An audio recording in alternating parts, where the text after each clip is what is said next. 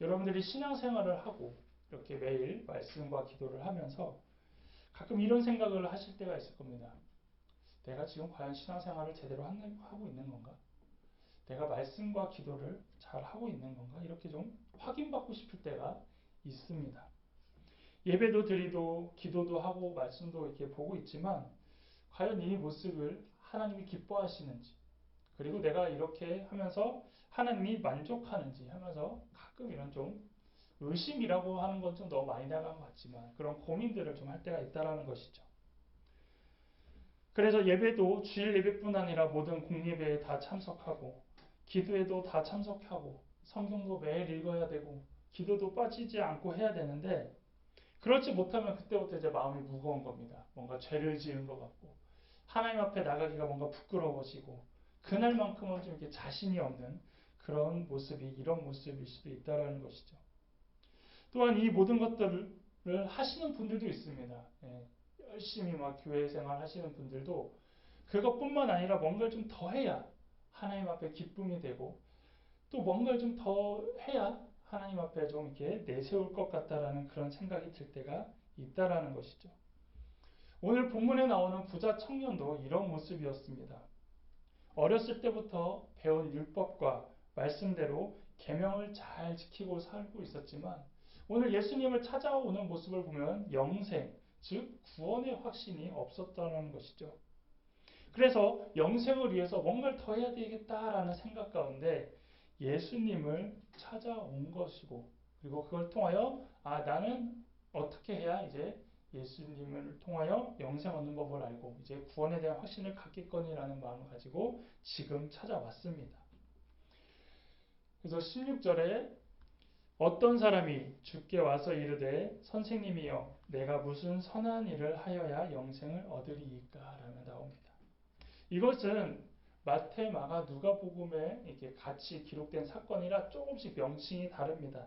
여기서는 어떤 사람이라고 하고 또 어디서는 젊은 청년이라고 이렇게 표현을 합니다. 그래서 저희는 여기서 오늘 말씀은 청년으로 좀 이렇게 내용을 통일했습니다.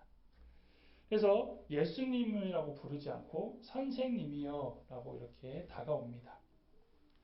청년이 예수님께 지금 다가오는 모습을 보면은 그래도 조금 배운 사람이고 좀 겸손한 사람임을 알 수 있습니다.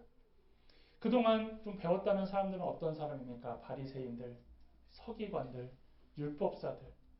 이런 사람들이 예수님한테 질문할 때 어떻게 다가왔나요? 대부분. 뭔가 좀 시비 쪽으로 걸고 들어오고 뭔가 좀 한번 붙어보자.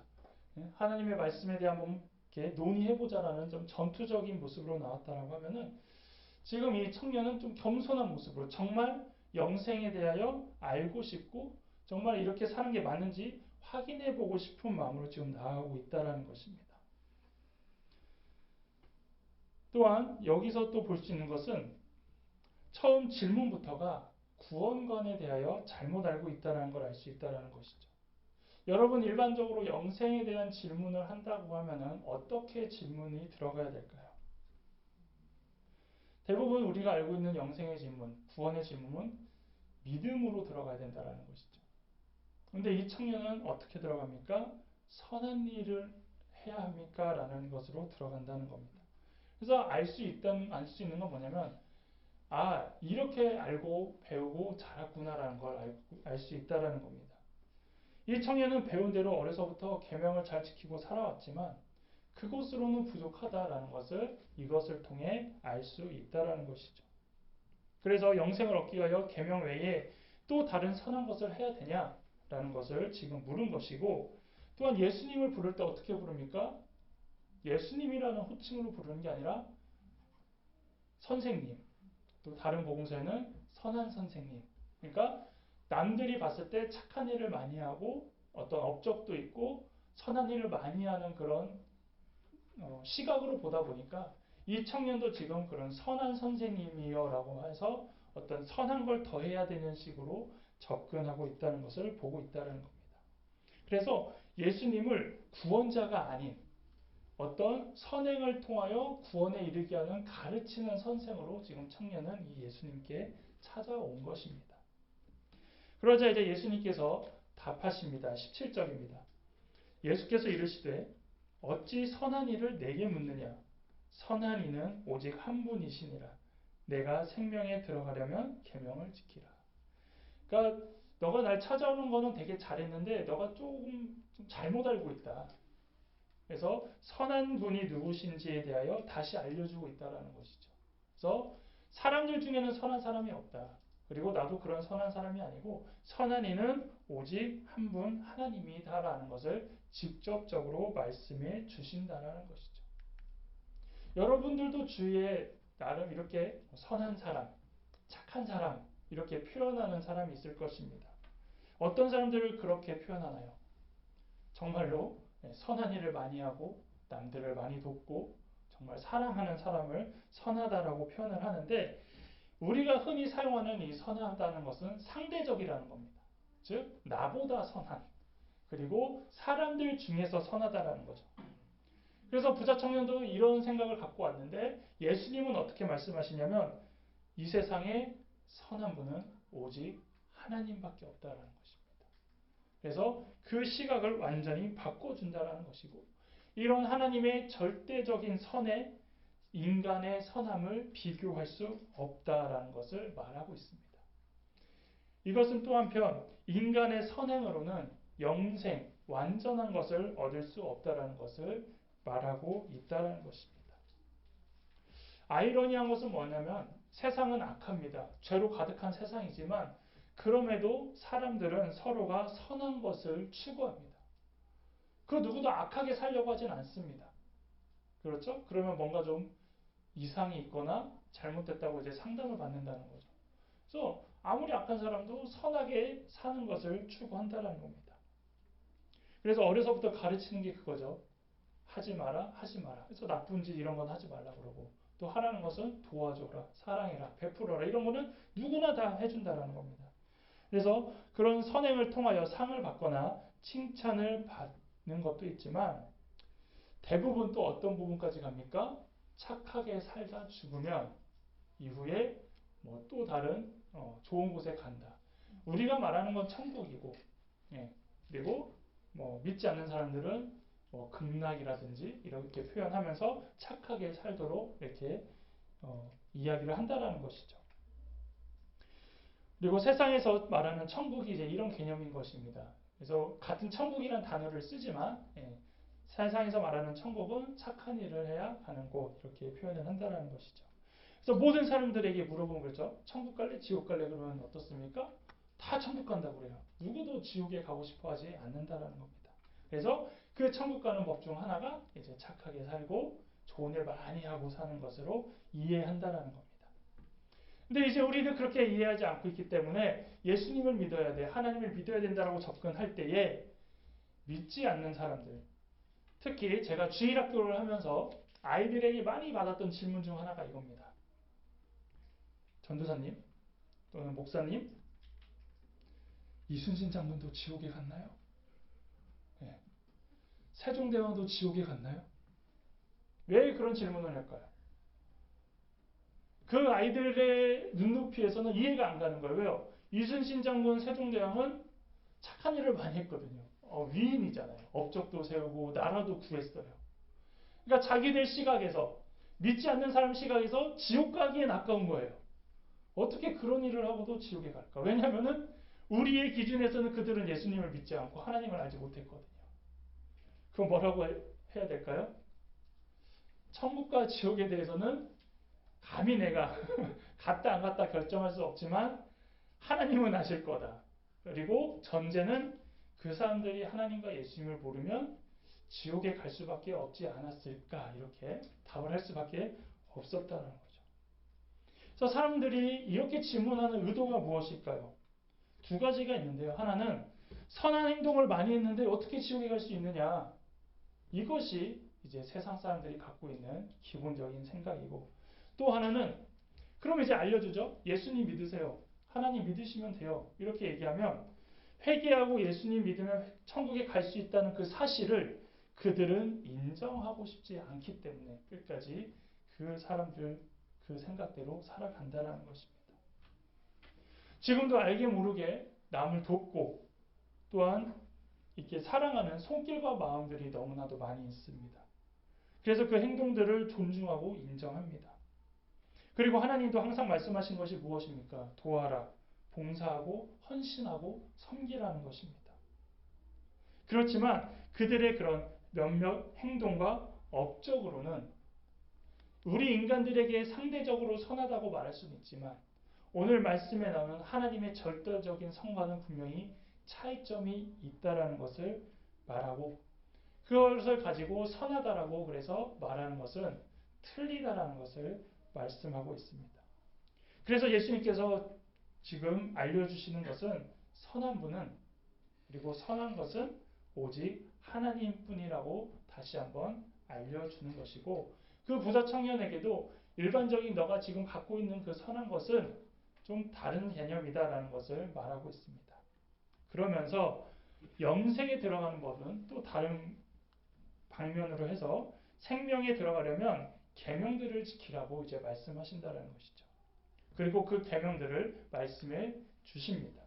18절에서 19절에 이르되 어느 계명이오리이까 예수께서 이르시되 살인하지 말라 간음하지 말라 도둑질하지 말라 거짓 증언하지 말라 내 부모를 공경하라 내 이웃을 내 자신과 같이 사랑하라 하신 것이니라.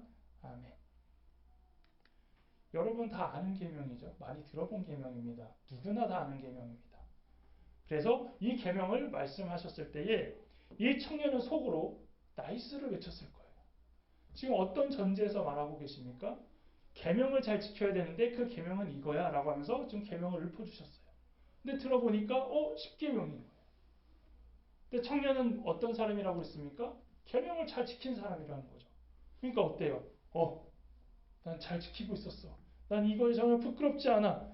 이런 마음을 갖고 있었고 뭔가 특별할 줄 알았는데 당연히 하고 있다 보니까 이제 뭔가 자신감을 얻었을 거라는 것이죠. 그래서 예수님이 대답이 끝나자마자 청년은 자신 있게 이렇게 말하죠. 이 모든 것을 지키고 있는데 부족한 것이 무엇인지 지금 묻는 겁니다. 라고 말하는 것이죠. 그래서 20절에 그 청년이 이르되 이 모든 것을 내가 지켰사온데 아직도 무엇이 부족하니까? 라고 말하는 겁니다. 주위 사람들이 봤을 땐 그 청년은 대단한 사람이죠. 10계명을 다 지킨 사람이라는 거예요. 그런데 이 청년의 입장에서 뭡니까? 다 지켰는데 이렇게 다 지키면 누구나 다 영생을 얻을 수 있고 구원을 받을 수 있는 것이 조금 아직 의심스러운 거였습니다.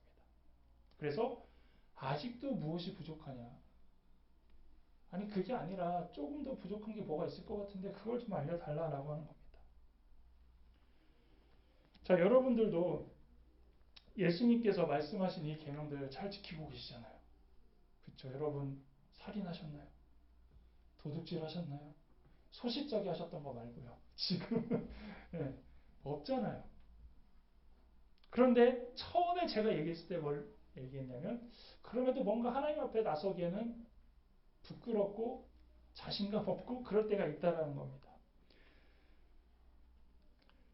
그래서 우리도 부자 청년을 가지고 계명을 잘 지킨 사람, 대단한 사람이라고 부러워할 필요 없는 것이 우리도 충분히 10계명을 잘 지키고 지금 예수님께서 말씀하신 계명을 여러분들도 잘 지키고 있기 때문에 부자 청년하고 전혀 다를 게 없다라는 겁니다. 뭐 조금 다른 거라면 재산만 좀 없지. 지금 예수님이 재산 얘기하신 거 아니거든요. 그러니까 우리도 부자 청년에게 밀리지 않는 이런 신앙을 갖고 있다는 겁니다. 부자 청년은 계명을 다 지키고 있다고 했습니다. 그렇다면 인간적으로 칭찬을 받아야 했습니다. 그래서 당연히 예수님은 칭찬하실 줄 알았겠죠. 오, 잘 지키고 있다고? 좋아, 이렇게 시작이 돼야 되는데 그렇지 않다라는 겁니다. 그러면서 마가복음에서는 이제 예수님께서 이 뒷부분 말씀하실 때 사랑하는 눈으로, 그래서 사랑하는 눈은 뭐 안타까운 눈일 수도 있고 진정으로 이제 지켰으면 하는 입장에서 예수님이 이렇게 말씀하신다라는 거죠. 예수께서 이르시되 내가 온전하고자 할진대 가서 내 소유를 팔아 가난한 자들에게 주라. 그리하면 하늘에서 보화가 내게 있으리라. 그리고 와서 나를 따르라 하시니 이렇게 말씀하신다는 겁니다. 드디어 청년이 원하는 대답을 예수님이 하셨습니다. 그렇죠? 그러면 청년 입장에서는 어땠을까요? 원하는 답을 들었으니 기뻐야 되는 겁니다. 행복해야 되는 겁니다. 아, 이 방법이면 되는구나. 아, 이렇게 살면 되는구나 라는 것을 가지고 시원한 마음을 가지고 예, 알겠습니다. 이렇게 살겠습니다 라는 결말이 나야 참 아름다운 모습으로 끝나는데 어떨까요? 결과적으로 예수님의 답변은 청년에게는 더 마음을 무겁게 하고 되돌아가는 상황이 되었다는 것이죠. 그렇다면 예수님께서는 부자 청년에게 했던 이 말씀에는 어떤 의미가 있길래 청년이 기뻐하고 행복한 게 아니라 도리어 근심하며 되돌아가게 되었을까요? 먼저는 온전하고자 할진대라고 말씀하셨다는 겁니다. 이 계명을 잘 지키고 있었지만 그것이 온전하진 않았다는 겁니다. 무엇이 문제였을까요? 아니, 계명을 잘 지키면 퍼펙트한 신앙 아닌가? 온전한 거 아닌가? 라고 생각할 수 있지만 빠진 것이 있습니다. 그것은 하나님과의 관계가 없었다는 겁니다. 여기서 온전하다는 단어는 헬라어로 텔레이오스입니다. 그래서 온전하다는 완전하다, 흠이 없다와 다 같은 의미를 갖고 있다는 것이죠. 그리고 이 단어는 마태복음 5장 48절에 쓰이는 단어와 동일하게 쓰입니다. 그러므로 하늘에 계시 너희 아버지의 온전하심과 같이 너희도 온전하라. 그래서 청년에게 말한 대로 온전하고도 할진대는 지금 이거와 마찬가지입니다. 아버지와 같이 되는 것. 그럼 이것이 무슨 얘기냐? 하나님께 순종하는 완전한 마음을 가지라는 겁니다.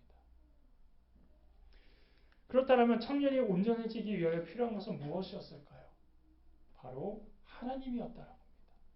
그러니까 겉으로는 계명을 잘 지키고 사람들이 봤을 때는 완전한 청년이었지만 중요한 하나님과의 관계가 지금 빠져 있다는 것을 예수님이 말씀하고 계신다는 거죠. 너가 사람들 가운데서는 아무리 계명을 잘 지키고 너가 사람들에게 아무리 그렇게 선하게 살면 뭐하냐? 무엇이 빠졌다? 하나님과의 관계가 빠졌다. 하나님이 빠져 있는 너의 삶은 지금 온전한 게 아니다라는 걸 말하고 계신다는 것이죠. 그리고 그 계명을 지키는 목적과 이유는 하나님 때문이어야 되는데 하나님이 없는 계명은 전혀 상관없다라는 것을 말씀하고 계시는 겁니다. 다음으로 그가 계명을 잘 지켰지만 그 가운데 사랑이 없었다라는 겁니다. 예수님께서 계명에 대하여 마태복음 5장 17절에 이렇게 말씀하십니다. 내가 율법이나 선지자를 폐하러 온 줄로 생각하지 말라. 폐하러 온 것이 아니요 완전하게 하려 함이라. 이게 무슨 얘기냐면 바리새인들하고 율법사들이 왜 예수님한테는 계명 안 지키냐고 이렇게 얘기했을 때 그 계명에 대하여 다시 정립시켜 주신 부분입니다.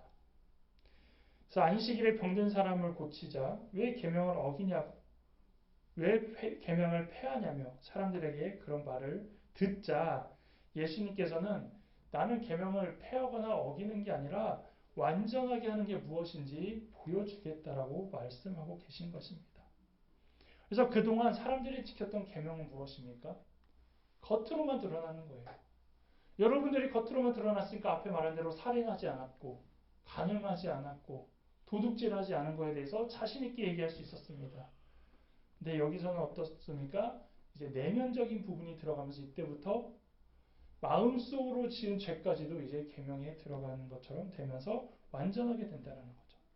근데 이것은 또 어떤 얘기입니까? 형식적인 겉으로 지키는 계명이 아닌 마음으로 하라는 것은 사랑하는 마음이 있으면 그것이 곧 마음으로도 계명을 지킬 수 있다라는 것입니다. 마가복음 12장 29절에서 31절에 예수께서 대답하시되 첫째는 이것이니 이스라엘아 들으라. 주 곧 우리 하나님은 유일한 주시라. 내 마음을 다하고 목숨을 다하고 뜻을 다하고 힘을 다하여 주 너의 하나님을 사랑하라 하신 것이요. 둘째는 이것이니 내 이웃을 내 자신과 같이 사랑하라 하신 것이라. 이보다 더 큰 계명이 없느니라. 아멘. 여러분 계명은 10계명이 1에서 4계명은 하나님과의 지켜야 되는 계명 5에서 10은 사람과의 관계에서 지키는 계명입니다. 그래서 이거는 딱 겉으로 보면 티가 납니다. 안식일을 지켰냐 안 지켰냐, 우상을 섬기냐 안 섬기냐, 이거 눈에 보이잖아요. 근데 예수님이 정립시켜버립니다. 이래서 사는 하나님을 사랑하라는 얘기다.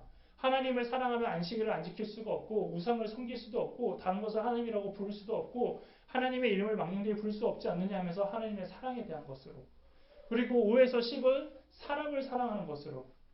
그렇죠? 사람을 사랑하는 마음이 생기면 도둑질 할 수 있나요? 살인할 수 있나요? 간음할 수 있나요? 이웃의 것을 탐할 수 있나요? 못하잖아요. 그래서 하나님 사랑, 이웃 사랑으로 완전히 정의해 내려주시면서 이것이 율법의 완성이다. 이것이 계명이다라고 말씀해 주신 거라는 겁니다. 그래서 예수님께서 청년에게 지금 요구한 건 뭐냐면 바로 이 부분이에요. 그동안 됐던 이 표면적 계명이 아니라 완전한 계명을 지키라는 것을 말씀하고 계십니다. 그래서 너가 지키고 있는 이런 표면적 계명으로는 영생이 아니라 완전한 계명을 지켜야 영생을 얻을 수 있다라고 말하는 것이고, 또 여기서 내 소유를 팔아 가난한 자들에게 주라는 것은 이웃사랑이라면 그리고 와서 나를 따르라라고 말합니다. 그래서 하나님 사랑, 그래서 결국 이 완전한 계명을 지키라는 것을 말씀하고 있는 겁니다. 그리고 마지막으로 영생은 예수님을 따르는 것이라는 것을 말씀해 주십니다. 소유를 팔아서 가난한 자들에게 주시는 것으로 끝나는 게 아니라는 거예요. 너 가서 있는 것을 팔아. 그러면 돼. 이게 아니라 더 나가서 와서 나를 따르라라고 하고 있다는 것입니다. 그래서 그동안은 여러분 어떻게 생각했나요? 여기 본문에도 그 청년이 재물이 많음으로 이 말씀을 듣고 떠나니라 하다 보니까 이 청년이 부자여서, 그렇죠? 돈이 많아서 아직 하나님보단 돈이 우선이어서 떠나갔구나라고 생각할 수도 있습니다. 예. 그런데 하나 여기서 더 볼 수 있는 건 바로 이거죠. 와서 나를 따르라. 이 부분도 충분히 부담을 가졌다라는 것입니다. 완전한 예수님의 제자, 완전한 예수님의 사람이 되라는 것도 부담이 됐다라는 겁니다. 그래서 온전한 사람은 변화된 것으로 끝나는 것이 아니라 변화된 삶으로 살아가라는 것까지도 예수님은 말하고 계십니다. 그리고 그 변화된 삶이 뭡니까? 예수님과 함께하는 삶이어야 변화된 삶이라는 것입니다. 그래서 변화된 것으로만 끝나면 사람은 언제든지 과거로 돌아갈 수밖에 없습니다. 그리고 변질될 수밖에 없다는 겁니다. 그래서 청년에게도 나누어 줘라라고 끝냈다라면 그것도 하나의 선행이라고 생각하고 하나의 그냥 사건으로 끝낼 수 있지만 다시 예전의 모습으로 데려갈 수 있다라는 거죠. 그래서 예수님의 제자가 되는 것도 어렵다는 걸 이 모습을 통해 알 수 있다는 거죠. 그래서 예수님을 따르기 위해서 버리는 것은 무엇을 버려야 되냐? 여기서 보면 자기가 가진 소유만 버리는 게 아닙니다. 이 후에 나오는 29절에 또 내 이름을 위하여 집이나 형제나 자매나 부모나 자식이나 전토를 벌인 자마다 여러 배를 받고 또 영생을 상속하리라. 예수님의 답을 들은 청년은 그래서 멘붕이 온 겁니다. 그래서 근심할 수밖에 없는 겁니다. 예수님한테 질문해서 나는 조금 더 사람들에게 선한 사람으로, 나는 그래도 영생을 쟁취한 사람으로 살아가려고 했는데 결론을 들어보니 어떻습니까? 어마무시한 거거든요. 이게 자기가 생각했던 것과는 전혀 다른 굉장한 답이 돌아온 것입니다. 그래서 22절에 그 청년이 재물이 많음으로 이 말씀을 듣고 근심하며 가니라. 재물만 버리는 게 아니에요. 지금 뭐까지 버리라고 해요? 가족까지 버리고. 나를 따라오라는 것은 곧 가족도 버리고 친구도 버리고 너가 갖고 있는 것 다 포기하라는 것입니다. 그런데 그 말씀을 듣고는 도저히 할 수 없어서 근심해서 돌아갔다라는 겁니다. 이것이 인간의 모습입니다. 영적인 부분은 해결하지 않은 채 외적인 것으로만 만족을 느끼려고 하고 자신이 원하는 것으로 만족을 느끼려고 한다는 것입니다. 부자 청년의 이야기를 통하여 부자가 천국에 들어가기 어렵다라는 생각을 해왔지만 한편으로는 재물이 우리의 영적인 부분을 채워주지도 못함에도 끝까지 놓지 못하는 인간적인 부분과 또 그만큼의 재물의 힘도 느끼게 된다는 것입니다. 그러나 주님은 언제나 말씀하시죠. 시편 107절 9절에 그가 사모하는 영혼에게 만족을 주시며 줄인 영혼에게 좋은 것으로 채워주심이로다. 아멘. 우리의 영적인 부분을 채우시고 만족시켜 주실 수 있는 분은 오직 예수님, 우리 하나님밖에 없다라는 것입니다. 그리고 이 믿음의 고백이 우리가 온전해질 수 있는 이유이며 재물보다 하나님을 따르는 이유라는 것입니다. 앞선 질문에 우리가 하는 신앙생활에 대해 우리가 궁금해할 때가 많이 있다라고 이야기했습니다.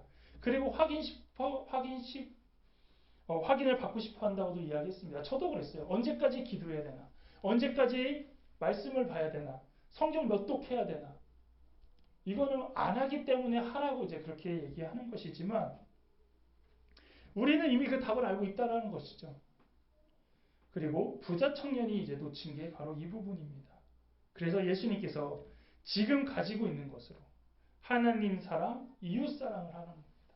남이 가진 것으로 하는 게 아니라 너가 할 수 있는 상황 가운데에서 우리에게 주어진 상황 가운데서도 충분히 하나님 사랑, 이웃 사랑을 할 수 있는데 그렇게 하라는 것을 이제 부자다 보니까 우리와 전혀 다른 이야기라고 우리는 생각해 왔다라는 것이죠. 하나님을 사랑하신다면 예배가 은혜가 되고 기도가 저절로 나오고 찬양이 힘차고 전도도 기쁨으로 하게 된다는 것입니다. 이웃을 사랑한다면 언제든지 무엇이든 내 것을 주고 베푸는 것이 아깝지 않게 된다는 것입니다. 그 마음만 갖고 있다면 벌써 그것으로 우리는 하나님을 기쁘게 하고 즐겁게 하는 것이지 굳이 어떻게 해야만이 얼만큼 해야 되느니 그래서 질을 양으로 계속 비교하려고 하는 모습을 버리라는 것입니다. 부자 청년은 표면적인 계명은 잘 지켰습니다. 하지만 이 계명의 본질을 알게 되자 예수님을 떠난 것입니다. 마음에는 사랑하는 마음이 없었지만 겉으로 지킨 것으로 착각했다는 것입니다. 이렇게 볼 때 우리의 모습도 부자 청년의 모습이 아닐까요? 가끔 본질은 놓치면서 겉모습만으로 신앙생활을 하는 것, 하나님 없이 예수님의 도움 없이 성령님의 동행 없이 우리의 모습에 만족하면서 감히 주님께 영생을 묻고 있는 건 아닐까요? 예수님께서 여러분에게도 말씀하십니다. 너가 가지고 있는 것을 주고 그 다음 나에게 오라. 이 말씀에 순종하며 결단하며 살아가는 여러분 되시기를 주님의 이름으로 축복합니다. 이 시간 찬송가